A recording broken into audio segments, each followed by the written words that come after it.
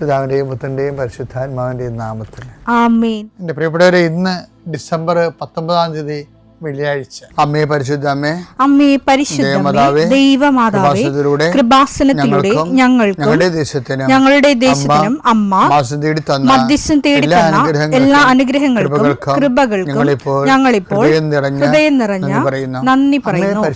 അമ്മേ പരിശുദ്ധമ്മേ ദൈവമാതാവേ, 2004 ഡിസംബർ 7 ഉച്ചകഴിഞ്ഞ് 2:30 കൃപാസനത്തിൽ സംഭവിച്ച അമ്മയുടെ പ്രത്യക്ഷപ്പെടലിനെക്കുറിച്ച് തിരുസഭയ്ക്ക് സമർപ്പിച്ചിരിക്കുന്ന പഠനരേഖകളുടെ മേൽ സഭാത്മകമായ പഠനം ആരംഭിക്കുവാൻ ഞങ്ങൾ പ്രാർത്ഥിക്കുന്നു. അമ്മേ പരിശുദ്ധമേ, ഭൂസ്വർലോകങ്ങളുടെ രാജ്ഞിയായ അങ്ങേയ്ക്ക് ഭൗമസംരക്ഷണത്തിനായി പ്രപഞ്ചപ്രകൃതിയെ തന്നെ തിരുസഭ പ്രതിഷ്ഠിക്കുവാൻ ഈ പ്രത്യക്ഷീകരണം വഴി ഇടയാക്കണമേ. പരിശുദ്ധമേ, ജപമാല മാതാവേ, സകല കൃപാസനം പ്രാർത്ഥനയോടും ചേർത്ത് ഞങ്ങളിപ്പോൾ പ്രാർത്ഥിക്കുന്ന ഈ കുടുംബത്തിന്റെ പ്രത്യേക നിയോഗം പറ മക്കളെ.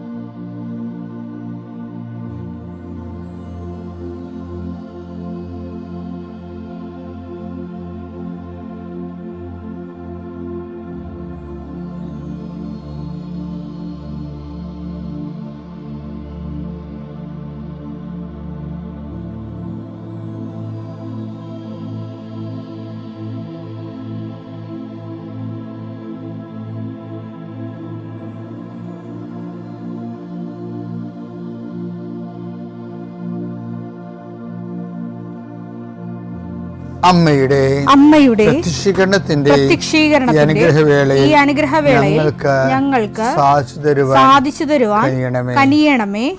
ആമേൻ. വിശ്വാസ പ്രമാണം. സർവശക്തനായ പിതാവും ആകാശത്തിന്റെയും ഭൂമിയുടെയും സൃഷ്ടാവുമായ ദൈവത്തിൽ ഞാൻ വിശ്വസിക്കുന്നു.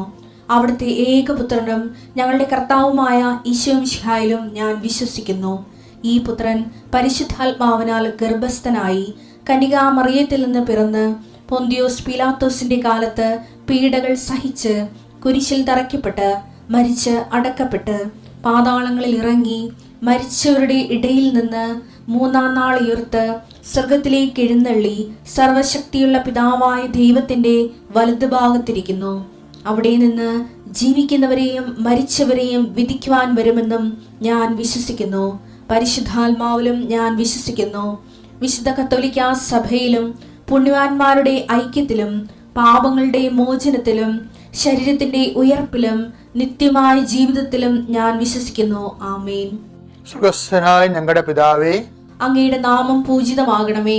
അങ്ങയുടെ രാജ്യം വരണമേ. അങ്ങയുടെ തിരുമനസ് സ്വർഗത്തിലെ പോലെ ഭൂമിയിലും ആകണമേ.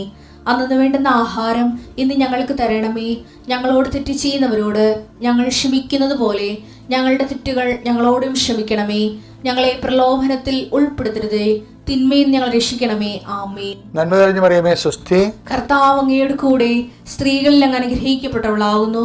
അങ്ങയുടെ ഉദരത്തിൻ ഫലമായി ഈശോ അനുഗ്രഹിക്കപ്പെട്ടവനാകുന്നു.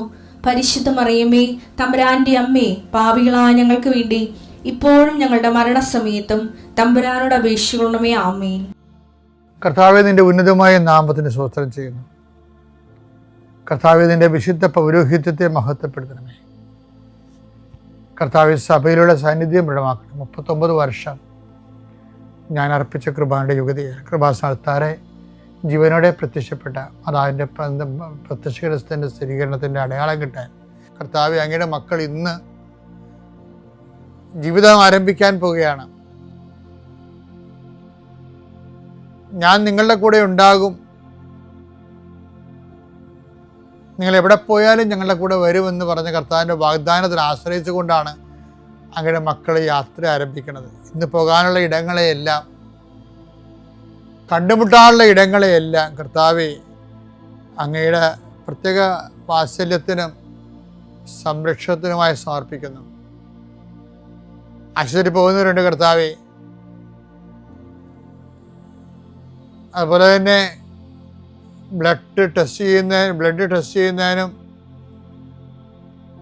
മറ്റ് ശരീരത്തിൻ്റെ വ്യത്യസ്തങ്ങളായ വിഷയങ്ങളെ രോഗപരിശോധന ചെയ്യാൻ വേണ്ടി ടെസ്റ്റ് ചെയ്യുന്നവരുണ്ട്. അവരെ ടെസ്റ്റ് ചെയ്യുന്ന യന്ത്രങ്ങളെ സമർപ്പിച്ച് പ്രാർത്ഥിക്കുന്ന കർത്താവേ, ത്രെഡ്മില്ലിനെ ഉൾപ്പെടെ ഉള്ളവരെ സമർപ്പിച്ച് പ്രാർത്ഥിക്കുന്ന ഈശോയെ, സ്കാനിങ് യന്ത്രത്തെ സമർപ്പിച്ച് പ്രാർത്ഥിക്കുന്ന കർത്താവേ, ഈശോ ആ പലരെ അങ്ങ് സ്കാനിങ് യന്ത്രത്തിൽ കയറ്റി കിടത്തിയതിന് ശേഷം അതുവരെ ഉണ്ടായിരുന്ന രോഗം സ്കാനിങ് കഴിഞ്ഞപ്പോൾ ഇല്ലാതെ കണ്ടത് എത്രയോ സാക്ഷ്യങ്ങൾ വന്നു. ഈശോയെ, കൃപാസന സാക്ഷ്യത്തിൻ്റെ വലിയൊരു സാധ്യതയാണ് ദൈവം മനുഷ്യരാശിക്ക് മുമ്പ് തുറന്നിട്ടിരിക്കുന്നത്.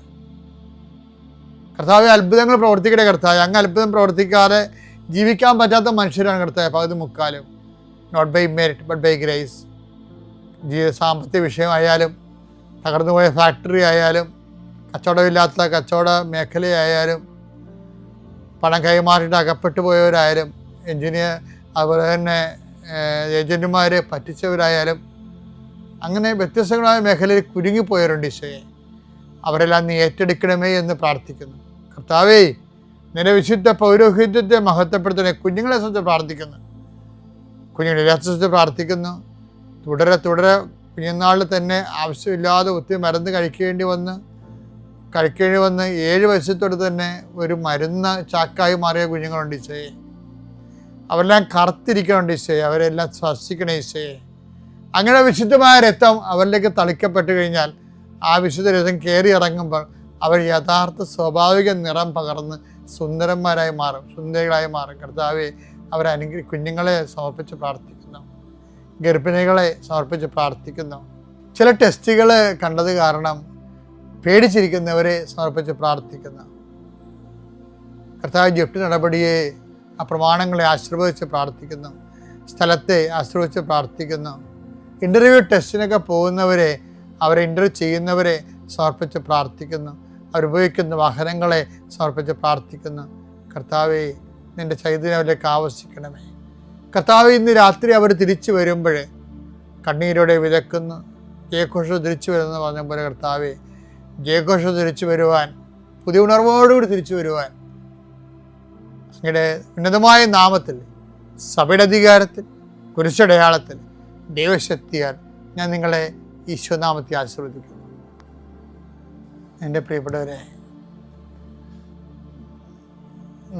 നിങ്ങളാരെങ്കിലും രാത്രിയിൽ വാഹനം ഓടിക്കുമ്പോൾ ഒരു ലൈറ്റ് മാത്രമേ ഇട്ട് പോയിട്ടുണ്ടോ? പോലീസ് പിടിക്കും, അത് വേറെ വിഷയം. പക്ഷേ ഫിലമെൻ്റ് ഓഫായി കഴിഞ്ഞാൽ എന്ത് ചെയ്യും? എന്താണ് ഒരു ലൈറ്റ് മാത്രം ഇട്ട്? ഞങ്ങളുടെ വണ്ടിക്ക് ചില സമയത്ത് ഫിലമെൻ്റ്, പണ്ടത്തെ വണ്ടിക്ക് ഫിലമെൻ്റ് ഓഫായി പോകും. പിന്നെ വീട് പിടിക്കണ്ടേ, പിന്നെ മുന്നോട്ട് പോകും. പക്ഷെ എന്തായിരിക്കും സംഭവിക്കണത്? ഒരു ലൈറ്റ് പോയി കഴിഞ്ഞാൽ എൻ്റെ കാറ് സ്ലോ ആവും. പിന്നെ 10-70 കിലോമീറ്റർ സ്പീഡിൽ പോയ കാറ് 30 കിലോ സ്പീഡിലേക്ക് സ്ലോ ഡൗൺ ചെയ്യും. കാരണം ഒരു ലൈറ്റേ ഉള്ളു. അത് കാരണം ഭയങ്കര സ്ലോ വരും. നമ്മൾ ഒരു സ്ഥലത്ത് 2 മണിക്കൂർ കൊണ്ട് 20 മിനിറ്റ് കൊണ്ട് എത്തേണ്ട സ്ഥലം 2 മണിക്കൂർ കൊണ്ട് ചിലപ്പോൾ എത്തത്തുള്ളൂ. ആ ഒരു സ്ലോ. ഇതുപോലെ തന്നെയാണ് ഉടമ്പടിയിൽ സംഭവിക്കുന്നുണ്ട്. ചില ആൾക്കാരുടെ സ്ലോ ആകാൻ കാരണങ്ങൾ, ഉടമ്പടിക്കും 2 ലൈറ്റുകളുണ്ട്. ഒന്നെന്താണ്, ഹൗ ടു ഡു ഉടമ്പടി എങ്ങനെ ഉടമ്പടി ജീവിക്കേണ്ടത്, അതിൻ്റെ അപ്ഡേഷൻസ് കിട്ടുന്നത് എവിടെ നിന്നാണ്? ഉടമ്പടി ധ്യാനത്തിൽ നിന്നാണ് കിട്ടുന്നത്. ഒരു ലൈറ്റാണത്. കർത്താവ് എപ്പോഴും സംസാരിക്കുന്നതും ഉടമ്പടി ധ്യാനത്തിൻ്റെ പുതിയ സാധ്യതകൾ വെളിവാക്കുന്നതും എല്ലാം ഉടമ്പടി ധ്യാനത്തിലല്ലേ. രണ്ടാമത്തെ ലൈറ്റ് എന്താണ്? അതുപോലെ ലൈറ്റാണ്. ആ ലൈറ്റ് നിങ്ങൾ ഉടമ്പടി ധ്യാനം കൂടിയില്ല എന്നുണ്ടെങ്കിൽ ആ ലൈറ്റ് കെട്ടതുപോലെയാണ്. അപസ്വയാവും, സംശയമില്ല. പല ആൾക്കാരും പറയും ഉടമ്പടി ധ്യാനം 20 മിനിറ്റ്, 2 മണിക്കൂർ. 2 മണിക്കൂറൊന്നുമില്ല. ശരിക്കും പറഞ്ഞാൽ ഒരു മണിക്കൂർ 20 മിനിറ്റൊക്കെ ഉള്ളത്. അത് തന്നെ പല പ്രാവശ്യം കൂടിയാൽ മതി. 5 മിനിറ്റോ 10 മിനിറ്റോ കൂടിയാൽ മതി. അത് ഒരു ആഴ്ചക്കുള്ളിൽ കൂടി തീർത്താൽ മതി. പക്ഷെ അത് മനഃപൂർവ്വം അലംഭാവം കൊണ്ട് നടക്കണ കാരണം ഒരു ലൈറ്റ് ഓഫായി പോകും. പിന്നെന്ത് ചെയ്യും? 70 കിലോമീറ്റേഴ്സ് പോകേണ്ട ഉടമ്പടി 30 കിലോമീറ്ററിലേക്ക് താഴും. ഇനി വേറെ ഒരു വിഷയം വെച്ചാൽ, ചില ആൾക്കാർ സാക്ഷ്യം, പിന്നെയുള്ള ലൈറ്റ് എന്ന് പറഞ്ഞാൽ സാക്ഷ്യമാണ്. ഇപ്പോൾ നമ്മൾ ചോദിക്കും, നിങ്ങൾ ചോദിക്കും ഞങ്ങൾ പത്രം കൊടുക്കുന്നു, പ്രഘോഷണം ചെയ്യുന്നു, അതുപോലെ തന്നെ ആതുരസേവനം ചെയ്യുന്നു. അപ്പോൾ അതെല്ലാം ചെയ്യുന്നതിൻ്റെ പ്രാർത്ഥനയെല്ലാം കിട്ടണ എവിടെ നിന്നാണ്? ഈ പ്രബോധനങ്ങളിൽ നിന്നാണ് കിട്ടണത്. പ്രബോധനങ്ങളാണ് അതെല്ലാം കൂടി ഒരുമിച്ചൊരു പ്രബോധനം എന്ന് പറഞ്ഞുള്ള സബ്ജക്റ്റാണ്. പ്രബോധനം എന്ന് പറയുമ്പോൾ നിങ്ങൾ ചെയ്യുന്ന പ്രവർത്തനങ്ങളും ഉൾപ്പെടെ, ധ്യാനം ഉൾപ്പെടെ, അതെല്ലാം കൂടി പ്രബോധനത്തിൻ്റെ ഒരു വിഭാഗമാണത്. പിന്നെ വരണത് എന്താണ്? സാക്ഷ്യമാണ്. അതും ലൈറ്റാണ്. സാക്ഷ്യം എന്ന് പറയുമ്പോൾ ഓരോരുത്തരും അവരവരുടെ ജീവിത വിഷയങ്ങൾക്ക് അനുപേക്ഷണീയമായ അവരവരുടെ സാക്ഷ്യങ്ങളുണ്ട്. ആ സാക്ഷ്യങ്ങൾ തിരഞ്ഞാണ് ആൾക്കാരെ കാണുന്നത്. അപ്പം ഈ സാക്ഷ്യം, ഇപ്പം നിങ്ങൾക്ക് മക്കളില്ല, അതുപോലെ തന്നെ സങ്കീർണമായ കുടുംബപ്രശ്നമാണ്, അതുപോലെ തന്നെ ഭാഗോടപടി നടക്കണില്ല, അതുപോലെ തന്നെ നിങ്ങളുടെ പിരിഞ്ഞു പോയി പക്ഷെ ഒരുമിച്ച് താമസിക്കാൻ ആഗ്രഹിക്കുന്നു, പിന്നെ വിസ പ്രോസസ് ചെയ്ത് വരണില്ല, എന്തെല്ലാം. ഇത് ഞാൻ സിമ്പിളായിട്ട് പറഞ്ഞാൽ ഒന്നുമല്ല, 5-6 പ്രശ്നങ്ങൾ ഒരുമിച്ച് വരുന്ന, തമ്മിൽ കണക്ട് ചെയ്ത, നടക്കാത്ത എത്രയോ പ്രശ്നങ്ങളാണ് വരണത്. അതെല്ലാം അങ്ങനെയുള്ള സാക്ഷ്യങ്ങൾ കേൾക്കുമ്പോൾ 1 by 1 ആയിട്ട് എങ്ങനെയാണ് മാതാവ് ഈ കുരുക്കളെല്ലാം അഴിച്ചഴിച്ച് എടുത്തത്, അത് മറ്റുള്ളവരുടെ സാക്ഷ്യം കേൾക്കുമ്പോൾ നമുക്ക് മനസ്സിലാണത്. അതുതന്നെയല്ല, ആ സാക്ഷ്യത്തിൽ അവരെന്താണ് ചെയ്തത് എന്ന് നമ്മൾ അറിയുമ്പോഴാണ്. അതാണ് അതൊരു ലൈറ്റാണത്. അപ്പോൾ ഉടമ്പടിക്ക് 2 ലൈറ്റുണ്ട്. ഒന്ന് ധ്യാനത്തിൻ്റെ പ്രബോധനത്തിൻ്റെ ലൈറ്റും, രണ്ടാമത്തത് സാക്ഷ്യത്തിൻ്റെ ലൈറ്റും. അപ്പോൾ ഈ ലൈറ്റ് ഒന്നേ ഉള്ളെങ്കിൽ ഒറ്റ കണ്ണനായിട്ട് നമ്മൾ സഞ്ചരിക്കേണ്ടി വരും. അപ്പോഴെന്ത് പറ്റും? സ്ലോ ആയി പോകും. സ്ലോ ആകാതിരിക്കാൻ പ്രത്യേകം ശ്രദ്ധിക്കണം. Praise the Lord.